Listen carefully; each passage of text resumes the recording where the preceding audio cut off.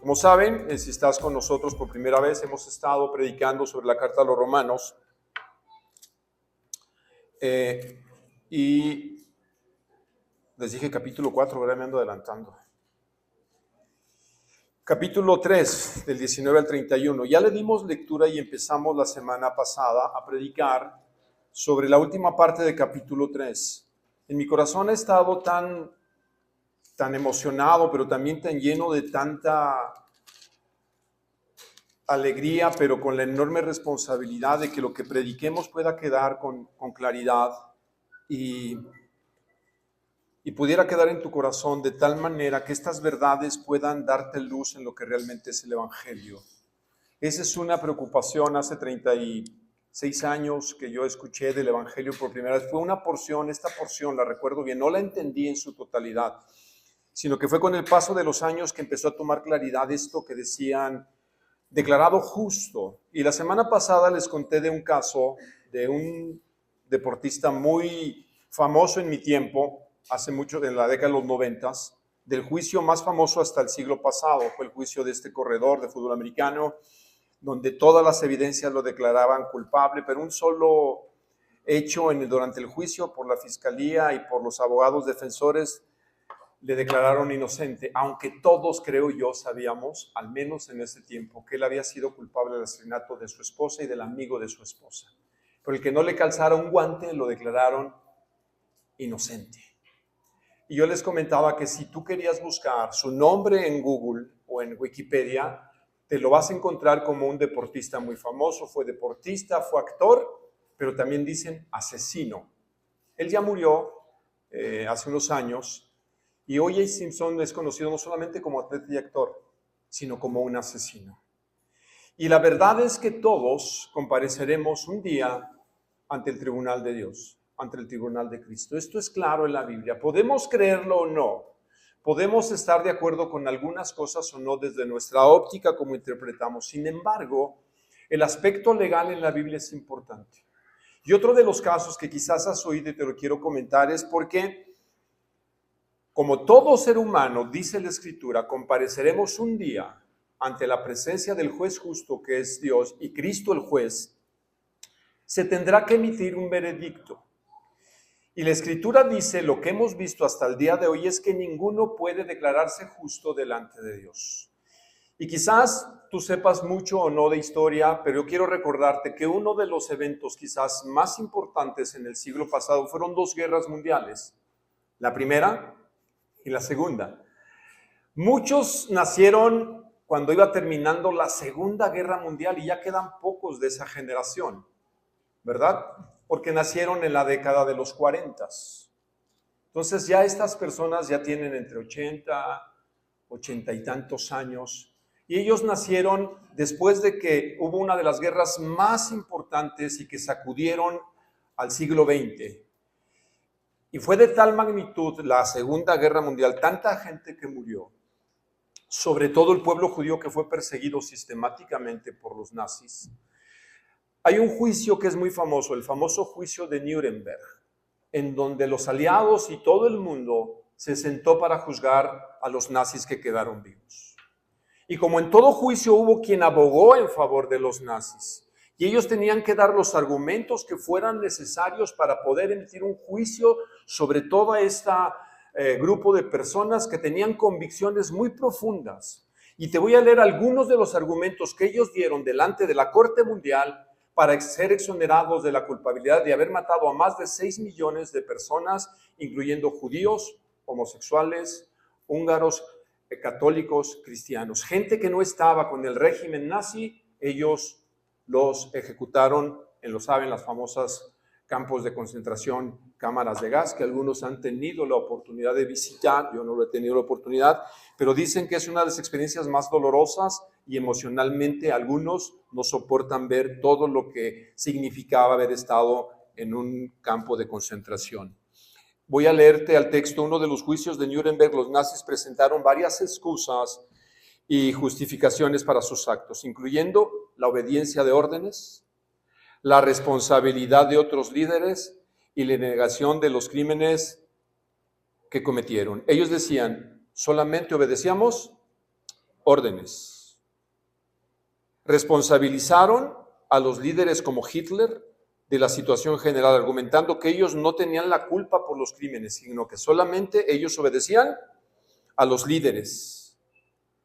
Algunos negaron los crímenes y minimizaron la gravedad de sus hechos porque decían que eso atentaba contra la pureza de los alemanes, que lo único que estaban era preservando lo que como nación significaba ser alemán. Y además decían que todas las personas que ellos llevaron a los campos de concentración eran malas personas. Así es que no se les podría declarar culpables. Evidentemente, todos los argumentos que ellos presentaron ante la corte no sirvieron de nada. Porque dijeron, hay una ley superior a la que ustedes argumentan. Y es la ley de que todos los seres humanos tienen dignidad. Alguien dijo, no, el ser humano por ser humano debe de ser tratado con dignidad. Y ese fue el principio para que todos los nazis fueran declarados culpables. Y hemos dicho nosotros, porque la Biblia lo dice y es lo que hemos querido comunicar en estos 3 primeros capítulos, que ningún ser humano, así como los nazis, no creo que nos escapemos como se escapó J.O.J. Simpson, no creo. Dice que ningún ser humano en el día del juicio podrá ser declarado justo delante de Dios. Que tú y yo no podemos poner excusas delante de Dios y ser declarados justos por nuestros propios hechos o méritos. Pero como hemos entendido que todos nosotros somos culpables bajo la norma divina que es su ley, y comparados con la ley todos somos culpables, es decir, y lo dijimos la semana pasada, todos hemos quebrantado la ley de Dios. ¿Cuántos? Todos. Y esto es un argumento no paulino, es un argumento bíblico. Es un argumento que tiene un ritmo desde el Antiguo Testamento. No hay quien haya cumplido cabalmente la ley de Dios. Todos hemos quebrantado los 10 mandamientos. Todos. Así es que, en base a esta norma, si somos juzgados por ellas, nadie puede ser declarado justo. ¿Cuántos buenos hay según la Biblia? Ninguno. Todos son pecadores o somos pecadores. Pero la buena noticia del Evangelio es que tú puedes ser declarado justo.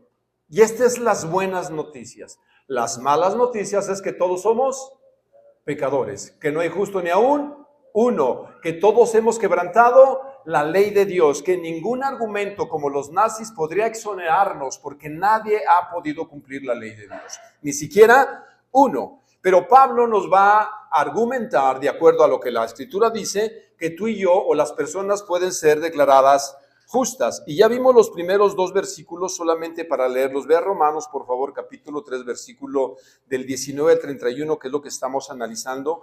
Y les dije que como no tenemos prisa, podremos irnos con el ritmo que la misma enseñanza nos vaya dando para poder explicar, porque creo que esto es vital. Si tú nos acompañas por primera vez o esto no queda claro para ti, déjame decirte que esta es una buena oportunidad para que tú reflexiones, porque la Escritura dice que está establecido en Hebreos capítulo 10, que después de la muerte vendrá el juicio.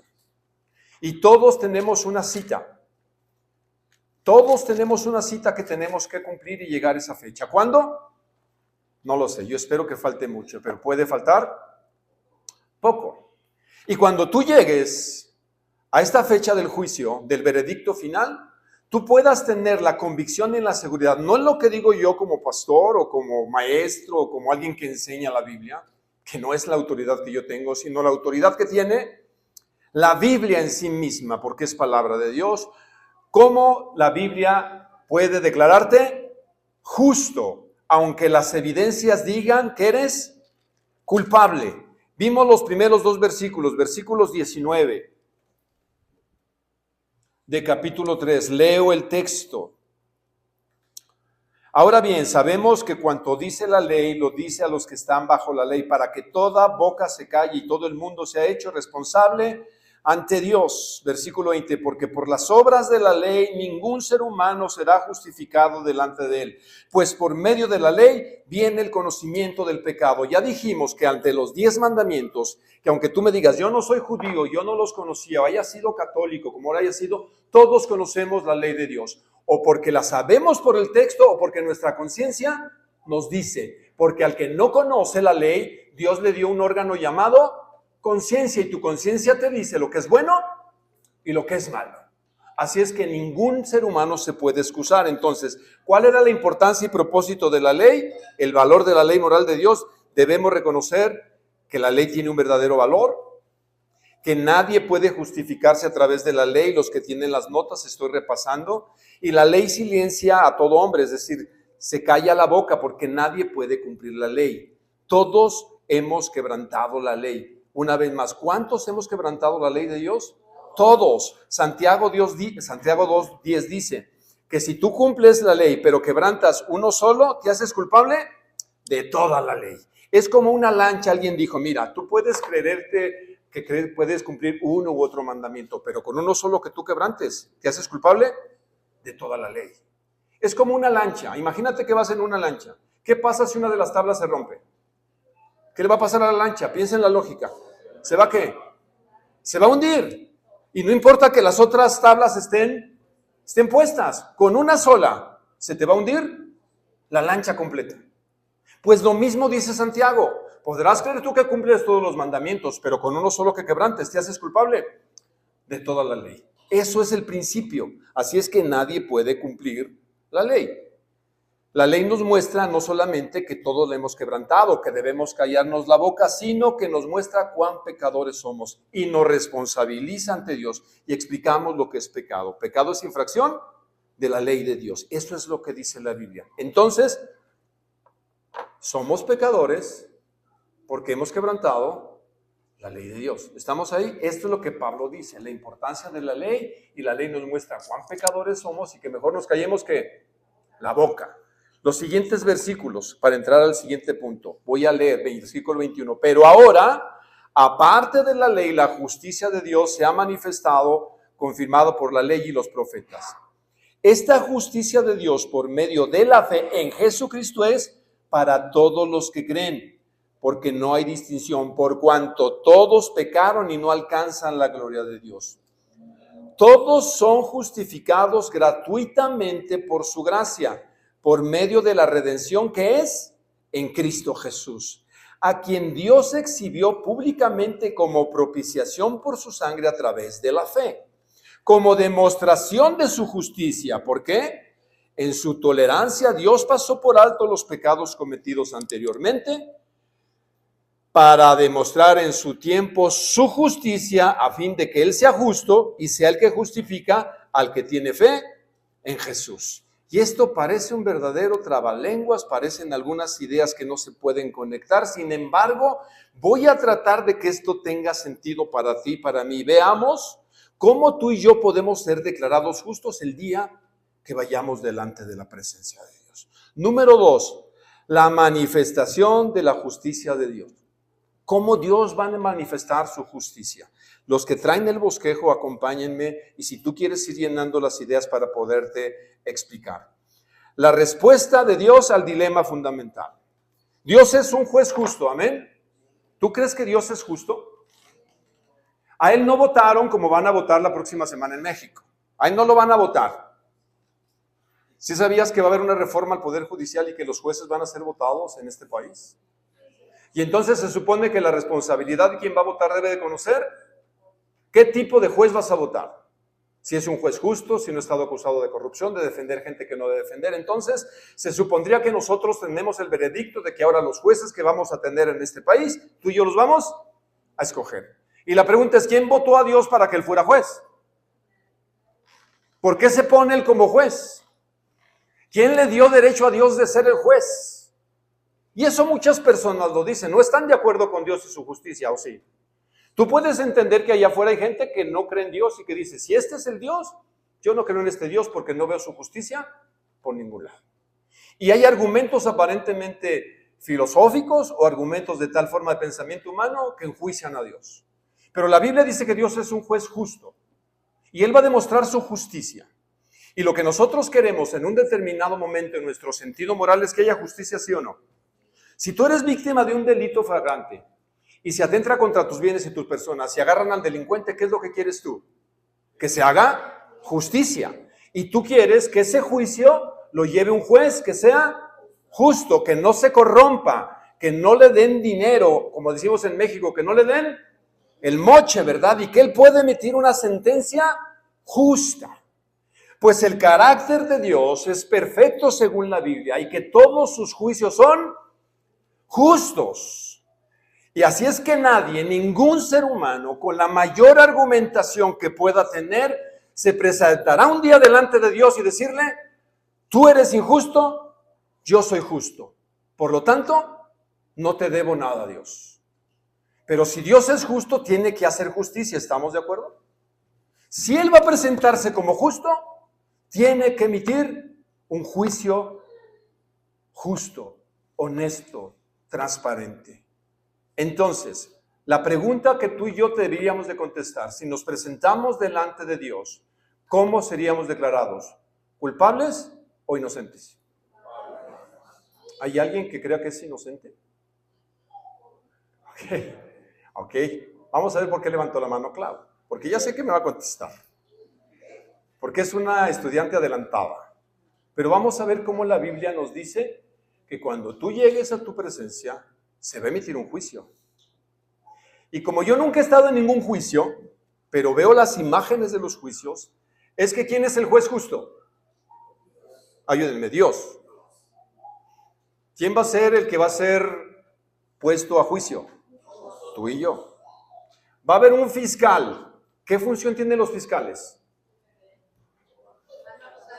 El fiscal acusa, ¿verdad? Pero luego hay un abogado que representa al culpable, ¿sí o no? Y entre el fiscal y el abogado presentarán los argumentos para o condenar o defender. ¿Quién será el fiscal en esta imagen que Pablo dice? ¿El diablo? No, aquí no mencionaron al diablo.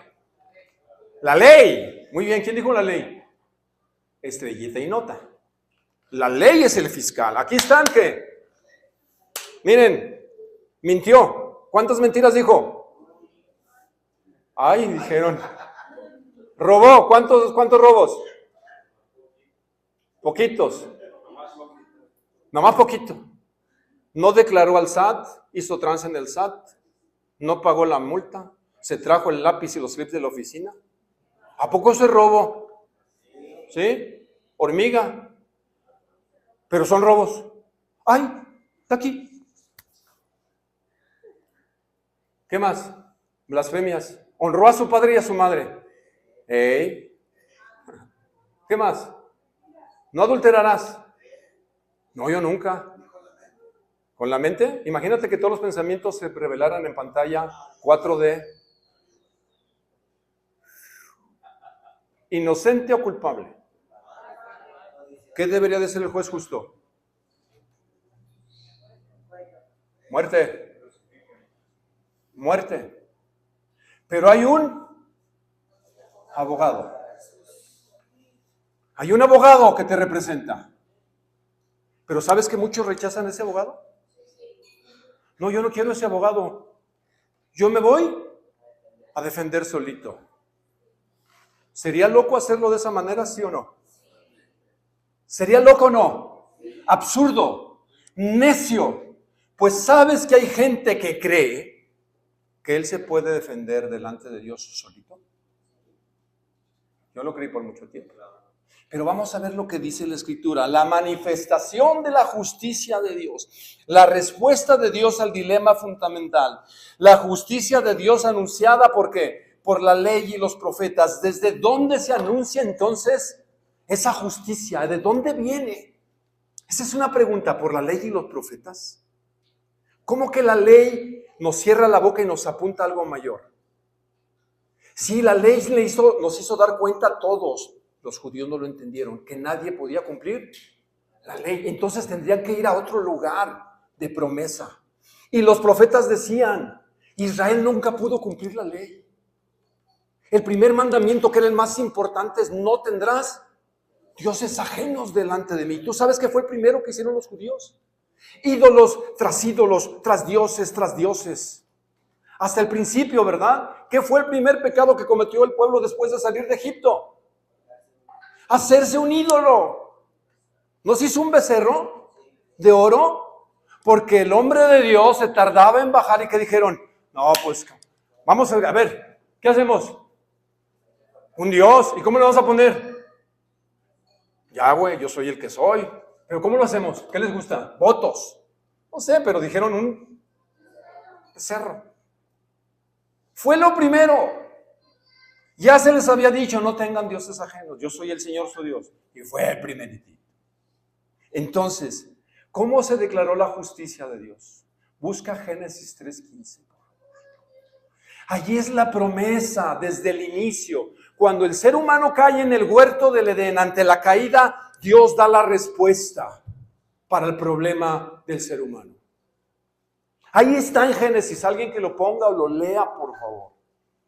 Aquí está la promesa. Es aquí donde se fundamenta la justicia de Dios. Piensa en la imagen. El ser humano en el huerto del Edén, con todo perfecto, decide desobedecer el único mandamiento que se le da. Dios le dijo: ¿puedes comer de cuánto? De todo. Solo te voy a poner una restricción. Solo una. Que del árbol del bien y del mal, de ese, no comas.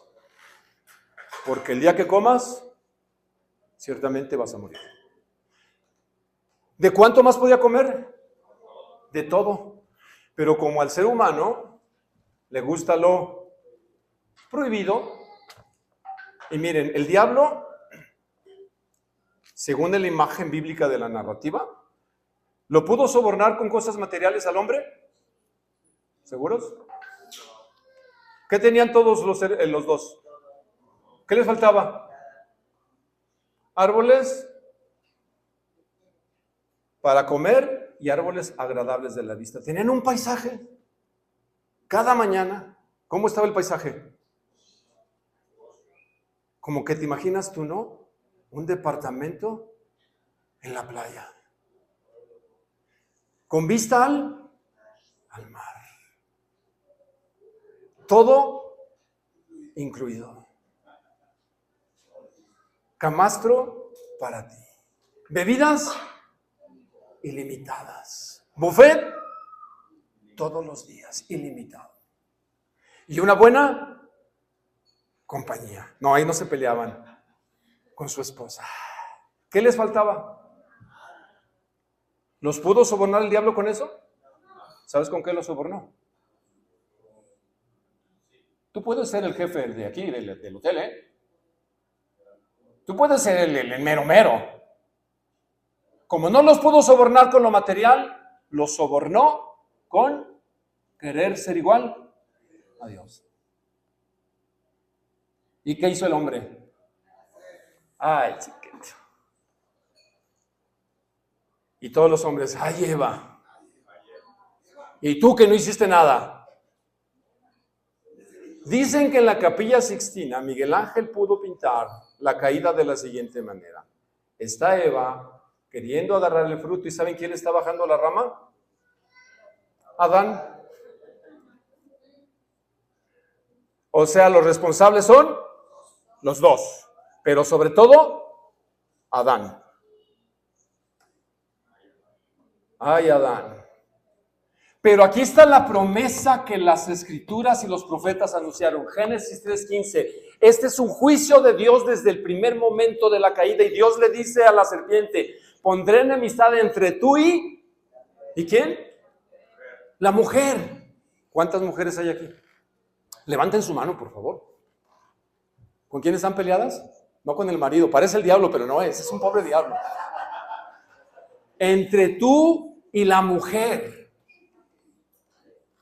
Entre su descendencia y tu descendencia. ¿Sabes a quién le está predicando el evangelio Dios? Al diablo. Y lo está oyendo la mujer. Y dice: de uno nacido de mujer, van a ser uno. ¿Nacido de quién? Un día va a nacer un nacido de mujer y él va a hacer algo contigo, a la serpiente antigua. Te dirá en la cabeza y tú le dirás el talón. La pregunta es, ¿qué es más mortal, una herida en la cabeza o en el talón? Es la sentencia de juicio de Dios. Dijo, un día en la historia de la humanidad van a ser un nacido de mujer. Y este nacido de mujer te va a derrotar. Tú vas a creer que lo mataste clavándolo en la cruz, pero él va a resucitar y va a acabar contigo. ¿Quién es este nacido de mujer? Es Jesús. ¿Qué creyó Abraham en esta promesa? ¿Sí sabías? No que no tierra y parentela. Yo les decía la otra vez, y lo vamos a ver, ¿sabes cuánta tierra tuvo Abraham en sus días? ¿Tuvo su terrenito de 18 por 20? Nada. Ni un pedazo de tierra. ¿Y se le había prometido tierra o no? Porque no era la tierra ni las posesiones, era la promesa que un día nacería alguien que vendría a tener todas las cosas como al principio. Y es esto lo que quiere explicar el apóstol Pablo cuando dice, el Antiguo Testamento en sí mismo apuntaba a una obra de Dios aún futura que proporcionaría a los humanos una forma de libertad o de expiación. Génesis 3:15. La justicia de Dios viene a nosotros a través de la fe en Jesús y pertenece a todos los que creen. 2, la justicia de Dios que Dios provee tiene su origen ¿en quién? En Dios, en Él mismo. En lo que Él hizo y no en lo que la gente puede lograr. Miren, la justicia de Dios se recibe, no se gana. Repito, la justicia de Dios se recibe, no se gana. Esta es la gran noticia. No es por méritos, es por fe. Para los que creen, no hay distinción de raza o color. Miren, y quiero analizar algo para que te quede a ti y a mí un poco más claro. En el versículo número 23, por cuanto todos pecaron y no alcanzan la gloria de Dios. Ok, y aquí está la clave. Todos, versículo 24, son justificados. ¿Cuántos son justificados? ¿Qué es todos? ¿Pero cuáles todos? En el versículo número 22 está la clave. Pongan el 22, por favor. Esta justicia de Dios, ¿por medio de qué? Es para todos los que ¿qué? Creen. Y yo le preguntaba en la mañana en la clase, porque estamos dando, ¿tú crees que toda la gente cree en Jesucristo? ¿Verdad que no? Los musulmanes creen en Jesús. Es un profeta para ellos, pero no es Dios. Los budistas, los sintoístas, los ateos. ¿Para quién es la justificación? Para los que creen. ¿Cuál es la única condición que dice la Biblia para que tú seas declarado justo en el juicio? Es creer en quién. En Jesús. ¿Quién es el abogado? Jesús. ¿Queda claro? Tú puedes creer o no en Jesús, pero si no crees, entonces desechas a tu abogado y te representas a ti mismo. Pero yo te adelanto el veredicto: culpable. O tienes la opción de decirle a Jesús, yo confío en ti, yo deposito mi confianza en ti y tú represéntame. ¿Qué escogemos? ¿Está fácil o no está fácil? No los oigo tan convencidos. ¿Está fácil o no? Pero ¿sabes qué es lo más difícil? Creerlo. Eso es lo más difícil. Eso es lo más complicado. Porque la Biblia dice con mucha claridad que el Dios de este siglo le ha cegado el entendimiento a la gente para que no le resplandezca la luz del Evangelio de Cristo. 2 Corintios capítulo 2, versículo 4. Y en la parábola del sembrador dijo, el sembrador salió a sembrar. Y una semilla cayó en diferente tipo de tierra. Pero la primera que cayó fue una tierra donde vinieron las aves del campo y se la comieron, se la tragaron, dice, se la devoraron. Una diferencia es comer y otra es tragar, ¿verdad? ¿Cuál es la diferencia? La rapidez. Comer es como saborear, ¿verdad? No, qué felicito. Y tragar, como los perros, ¿verdad? Aguántate, vas a tragar, te va a dar algo. Pues así dice que cuando a veces la palabra sale, ¿sabe lo que viene el diablo a hacer? No, que se la quito, porque si la entienden, se salva. Eso es lo que hace el diablo. No, se me salva. Y yo quiero que se vayan con donde yo estoy. No, ese está interesado. Entonces, dice la Escritura, la respuesta de Dios al dilema fundamental, la justicia de Dios, ¿en quién tiene su origen? En Él, en Dios, nace en el corazón, Génesis 3:15, Él soluciona desde un principio el problema. Y luego dice que hay otra palabra que me gusta mucho, vamos ahí, y no te preocupes por el tiempo, vamos a ir porque creo que esta es una parte fundamental del entendimiento del Evangelio.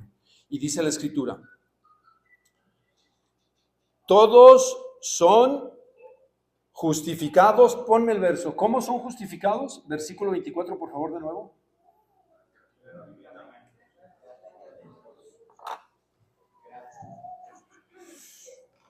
¿Cuánto cuesta ser declarado justo? Piensa en esto que vas a decir y que quisiera que entendieras con profundidad. ¿Cuánto cuesta ser declarado justo?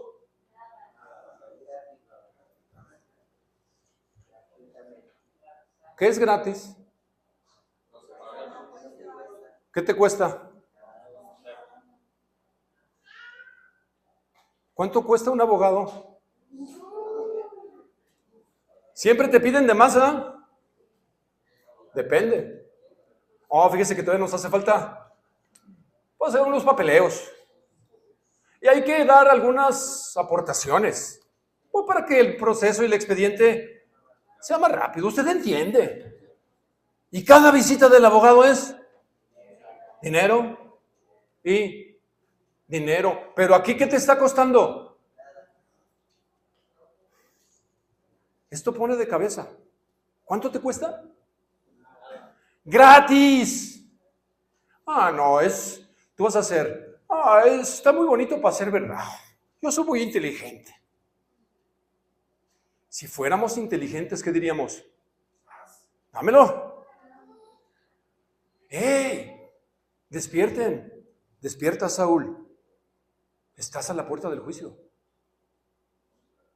Puede ser mañana. Puede ser hoy.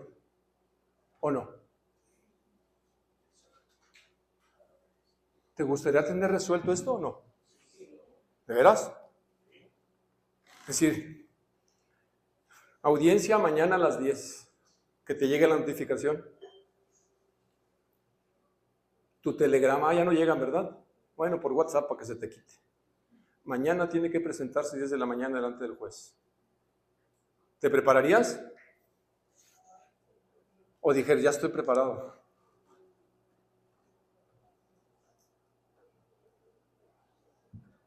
Si tiene, miren, ¿cuánto cuesta ser declarado justo? Es gratis. ¿Pero por qué es gratis? Por su gracia. La palabra gracia es favor no merecido. Mira, al rato, al final de esta sección te voy a poner para que puedas diferenciar entre gracia y misericordia. ¿Sabes qué te cuesta ser declarado justo? Nada. La gracia es para la justificación y la misericordia para la salvación. Luego te lo explico, pero vente, porque cuando empiezas a conocer la diferencia dices, ¿cuánto te costó ser declarado justo? La gracia es para ser declarado justo. Cuando dices por gracia es porque se te regaló, el abogado pagó, no te costó nada y tú fuiste declarado justo. La gracia opera en la justificación. ¿Cuánto nos costó ser declarados justos? Repitan conmigo. Nada. ¿Cuánto? Nada. gratuitamente por su... ¿Cuál fue el medio? ¿Qué es la redención? No, pues es que esto es de la Biblia. ¿Qué es redimir? No, pues está difícil, ¿verdad? Vénganse a los cursos, ahí enseñamos. Pero ¿para qué te vienes a los cursos? Estamos predicando la palabra. ¿Sabe lo que es el monte de piedad? Si empeñaron ustedes algo. Yo no sabía lo que era el monte de piedad. Pensé que era un monte literal cuando era niño de veras. Es que decía mi mamá, es que voy a ir al monte de piedad. Dice mi mamá, ¿al monte? Y se va con zapatos de vestir. Creo que le va a ser difícil de escalar. Pero ahora le llaman casas de empeño, ¿no? Pero antes, cuando yo era niño, era el monte de piedad. ¿Y qué llevaba uno al monte de piedad? Algo de valor que tuvieras que dar para que te dieran dinero. Dice, me daba tanta vergüenza pararme en el monte de piedad. Pero pues había que comer porque a veces no alcanzaba. Entonces, pues, que la lajita y demás. Entonces llegaba, se evaluaba la joya y te decían, pues, ay, es que este está medio chafón. Ahí le van 10 pesos, no le podemos prestar más. Y podía hacer un electrodoméstico, muchas cosas. Pero cuando la gente no tenía para poder sacar su ofrenda, iba y daba el refrendo. Muy bien, pero te mandaron el refrendo. Muy bien. Ibas y refrendabas, dabas una parte nada más, pero no podías rescatar la prenda. Tenías que seguir, ¿qué? Pagando los refrendos. Ándale, que no se venza, porque si no, perdemos la alhaja de la abuelita. Y es el anillo de la bisabuela, es de herencia, pero pues estaba empeñado. Y hasta que las personas tenían el suficiente dinero, ¿qué iban y hacían? Pagaban y rescataban la prenda. La palabra redención es un precio de rescate. ¿Qué es la palabra redención? Precio de rescate. ¿Cuánto nos costó ser rescatados? Muy bien, muy. Miren, para mí es de vital importancia esta verdad bíblica, porque esto es la esencia del Evangelio. Ahora, no te costó nada ¿a quién? A ti y a mí, pero a Dios le costó todo. ¿Cómo fuimos rescatados? ¿Cuál fue el precio que se pagó por nosotros? Por medio de la redención del pago que efectuó Cristo Jesús, tu abogado. Él dijo, hey, yo en la cruz pagué por él. Ya no debe nada. Por lo tanto, el juez dice, declarado justo. Si estos no son buenas noticias, yo no sé qué podríamos escuchar. ¿Que te ganaste la casa del TEC? Sí, pero te tengo una noticia, no te la vas a poder llevar.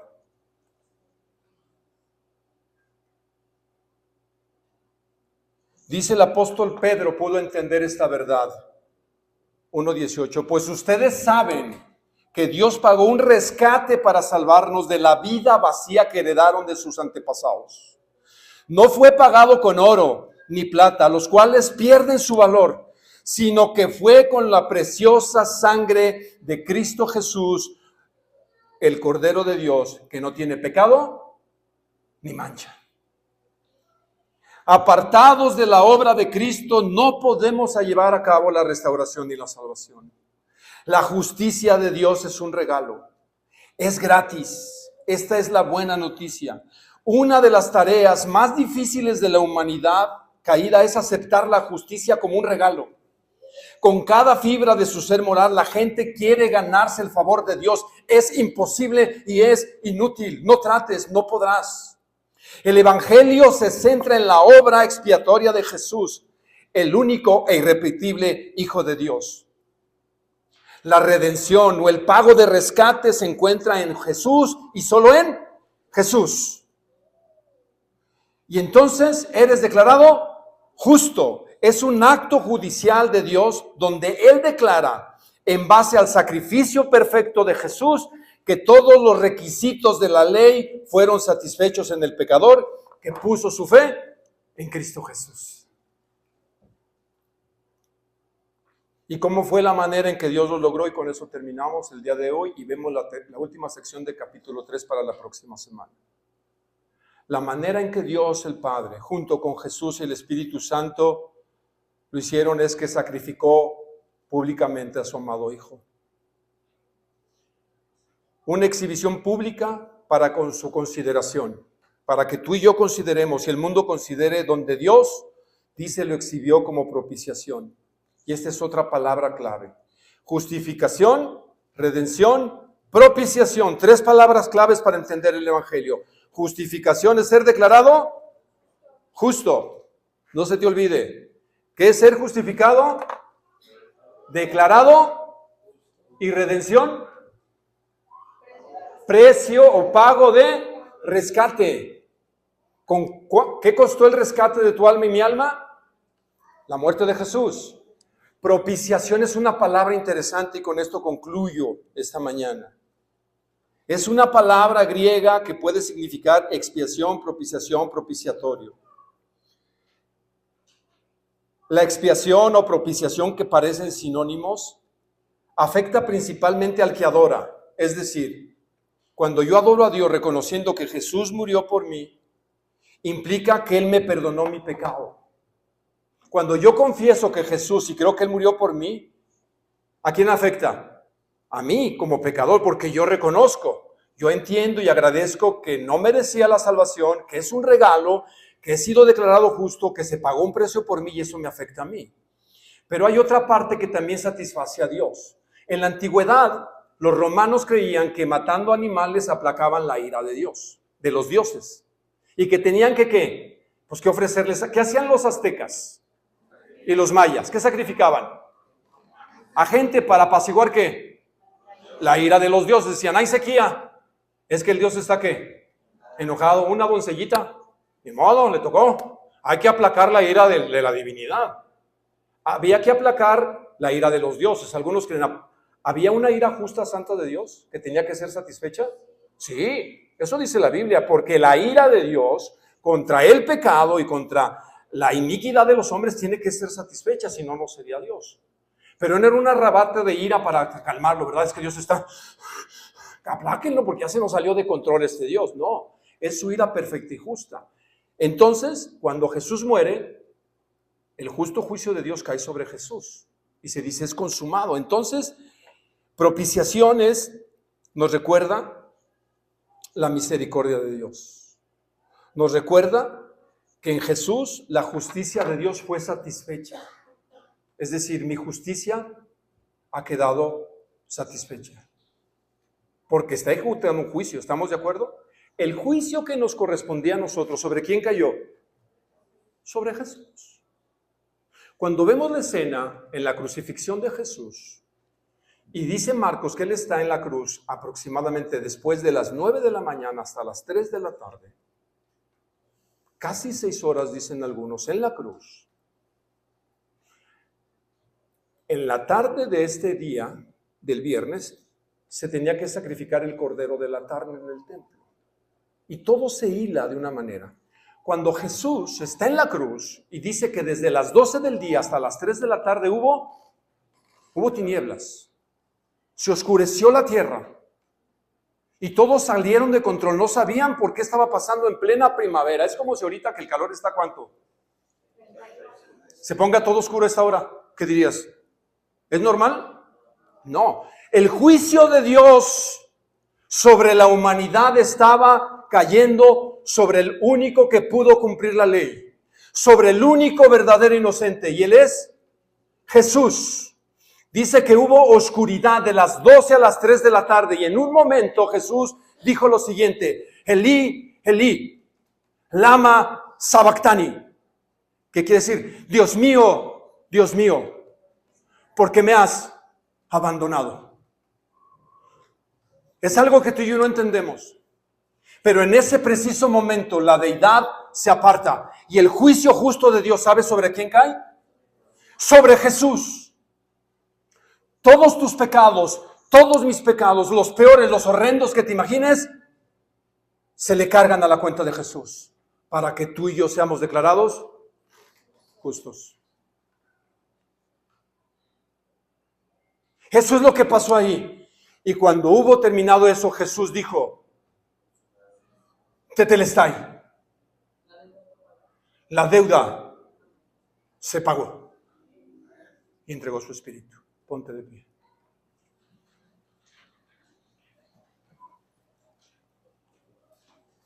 La obra redentora de Dios es a través de su Hijo Jesucristo. Es el evento más asombroso de la historia del universo.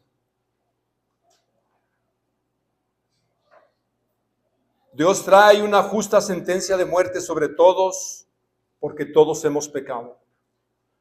Pero Jesús es el sacrificio para expiar y declararte justo a esta raza humana descarriada. Esto es el Evangelio. Esto es la verdad del Evangelio. Ya no hay nada por hacer. El único requisito es creer. Me costó 2 años de mi vida, de los 19 o de los 20 a los 22, entender esta verdad. Yo decía una y otra vez, no me interesa Dios, no me interesa tu Jesús, no me interesa tu Biblia, quiero vivir mi vida. Tengo 22 años, si me quieres robar lo mejor de mi vida con tu religión, les decía, púdranse con su religión, a mí no me van a cambiar. Pero fue gracia, fue misericordia, fue Dios interviniendo en un joven de 22 años confundido, como muchos han estado. Y hoy es el día para ti, para mí. Si tú no lo has hecho, mira, en el nombre de Cristo te digo, arrepiéntete y cree en Jesús. Nadie te invita a que te vayas a otra religión. Yo no te invito a ninguna religión. Aunque hacemos cosas religiosas, tengo que reconocerlo. Pero Jesús está diciendo, hoy es el día de salvación. No lo dejes para mañana. Puede ser demasiado tarde. Es muy peligroso, amigos. Hoy es el día. Esto es el Evangelio. ¿Cuántos justos hay? Ninguno. Todos hemos pecado. Todos deberíamos estar pagando las consecuencias en una cruz. Pero Jesús dijo, yo tomo tu lugar. Y que tu cuenta se me abone a mí. Y mi cuenta justa se te abone a ti. Este es el glorioso intercambio del Evangelio. ¿Tiene sentido para ti?